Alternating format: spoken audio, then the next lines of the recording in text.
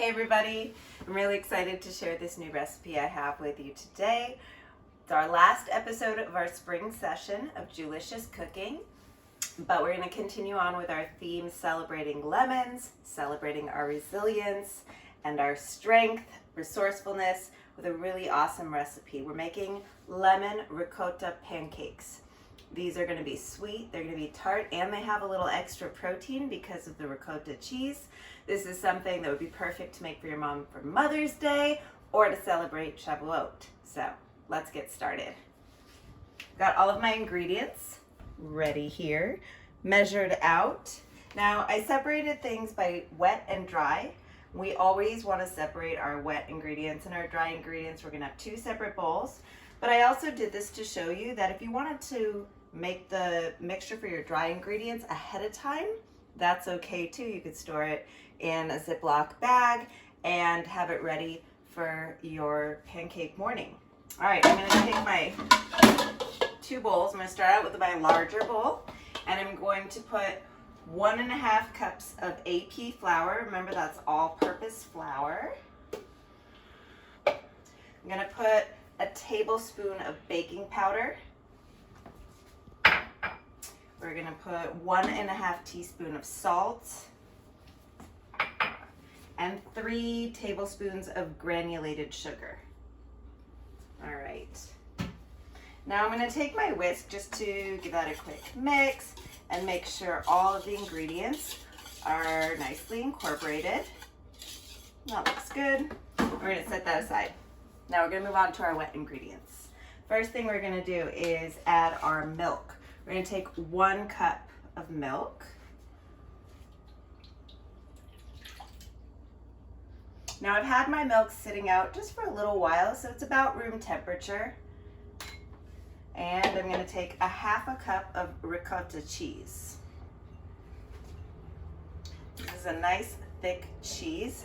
So before I add the rest of my wet ingredients, I'm going to grab my whisk out of this bowl, and I'm going to whisk this up. I want to get the cheese and the milk incorporated before I add my eggs. Remember, like we do in class, I want to make sure, always have a good strong hold with one hand on the bowl so it doesn't go flying off my counter. You can see it's getting a nice bit of frothiness. The cheese is breaking up. That looks good. Now I'm going to add my eggs. I'm going to do my eggs one at a time, but we want to make sure that everything's kosher, so I'm going to grab my separate little bowl that I have here, and I'm going to crack each egg separately, make sure that they look good. That looks good. Then I'm going to go ahead and add that into my mixture. Put that over there. I'm going to give that a nice whisk. Break egg apart before we add the next one. Oh, that looks good. Do the next egg. That egg looks good. It broke, but that's okay. You don't need a whole egg to go in there. Whisk that up.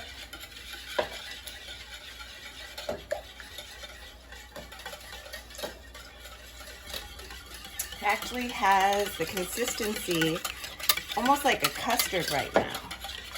All that cheese and that milk and the eggs thickening up on its own. I'm going to add 1 teaspoon of vanilla extract and 2 tablespoons of lemon juice. I already freshly squeezed this lemon juice, so got good flavor in there.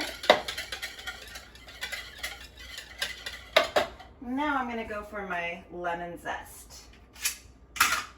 Already washed my lemons really well. Make sure that you do the same. I'm going to use about 2 lemons. We're looking for about a tablespoon. So depending on the size of your lemons. Make sure you get all that beautiful yellow zest. Don't go too far into the white. We want to make sure we don't get any of that bitter white pith. That's what it's called. Oh, it smells so good. You know, this is where all the natural oils and beautiful scent of the lemon is stored. Tap that right in there. Do one more.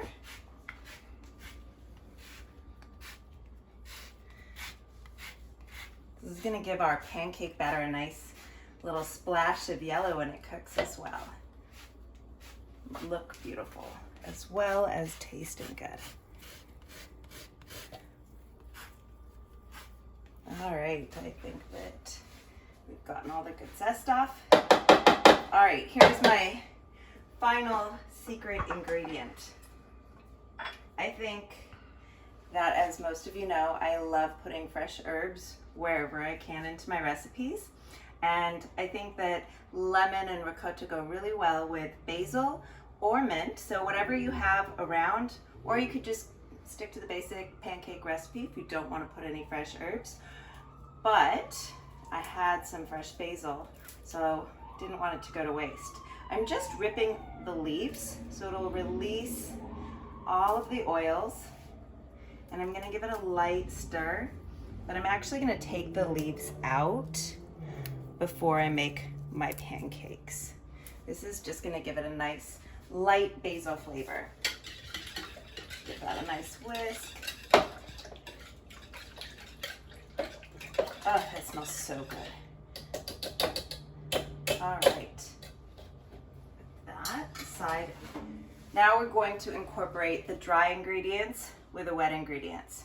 So I'm going to make a well in the center of my dry ingredients. I'm going to use my favorite silicone spoonula.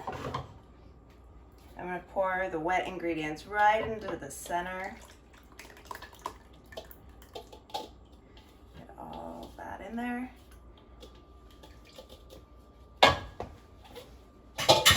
And now I'm going to fold the dry into the wet. It's really important during this stage that we make sure all of our ingredients are well incorporated, but don't overwork your pancake batter. It's okay to have some lumps in there. We want to have nice and fluffy pancakes. If you overmix it, your pancakes are going to be really dense, and it's going to lose a lot of the elasticity. For my gluten-free friends out there, you can use probably cup for cup is the best substitute for this recipe. But I know they have a lot of gluten-free pancake batters that are available as well. So you could always just add a little extra lemon and zest and ricotta to a basic pancake recipe. Remember, while we are practicing our appreciation for the lemons in these ingredients, we're also going to practice resourcefulness. So we use the ingredients that we have at home. All right, so you can see there's still some lumps in there, but it looks like all of my ingredients have been nicely incorporated. Oh, I see a little bit of flour, so I'm gonna give it one more flip. And now we are ready to get the stove going and make some fresh pancakes. Life keeps giving us lemons, so today we're making lemon ricotta pancakes. I've already made a test pancake, so I've got my favorite non-stick saute pan. I'm just putting a little butter in there. I'll let that melt. And I'm using my mini ladle, it's 1 ounce. I'm gonna use 2 spoonfuls, so we're gonna have 2 ounces. All the pancakes will end up being the same size.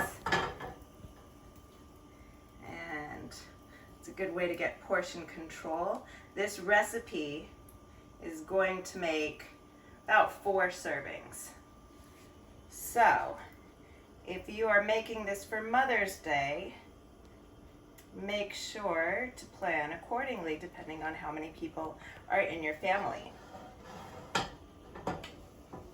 You Now you could also use this as a great recipe for Shavuot. Typically on Shavuot, we're eating dairy foods, and this pancake is filled with a really nice amount of protein, rich, creamy ricotta cheese. It's going to pair nicely with that sweet and tart lemon flavor, and just that soft hint of basil from the chopped basil leaves that we used. Now you want to be really patient with this, but you also want to make sure that your pancake is not burning. So I'm looking for bubbles around the edges of my pancake so I can know when it's time to flip. If I flip too soon, it can get kind of messy. So kind of give it a check. You can also start to peel it off the side and see if we're ready. It looks like it could use just a second longer. I can also tell that my butter is starting to get a little bit of a light brown color, which is okay. I like the nuttiness of the brown butter flavor, but I want to make sure that it doesn't go too far. And that looks like it's ready for a nice flip. Oh, that's a nice flip and a gorgeous pancake. So you could store the batter in the refrigerator if you like and save it. It should be good for a couple of days, preserves nicely. Or you can make all of your pancakes and then freeze the leftovers if you're not going to eat them all. They should last for at least a couple of weeks in the freezer, as long as you make sure that you wrap them really well, seal them up with freezer-safe plastic. That is beautiful. And we're just about ready to plate. All right, we got a couple of beautiful pancakes ready to be plated up. And I have this delicious vanilla bean infused maple syrup that I picked up at Trader Joe's. So I'm excited to dress our pancakes with this. First thing I'm going to do is just put a little bit of syrup. And there's no spout, so I want to make sure you're going to be really careful with that.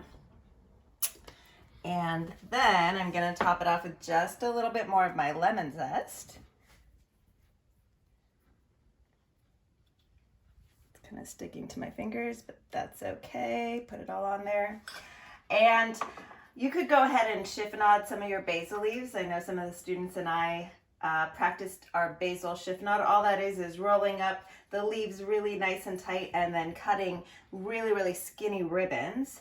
Or we can keep things simple and just use a couple of nice, pretty basil leaves to top our pancakes.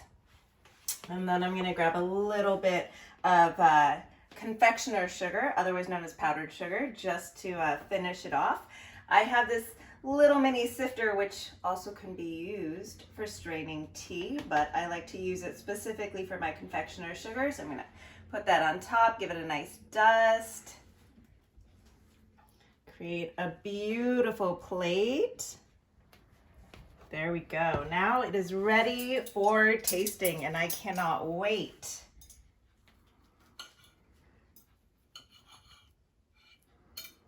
Okay, probably should put a smaller bite in my mouth. Oh my gosh. That is delicious.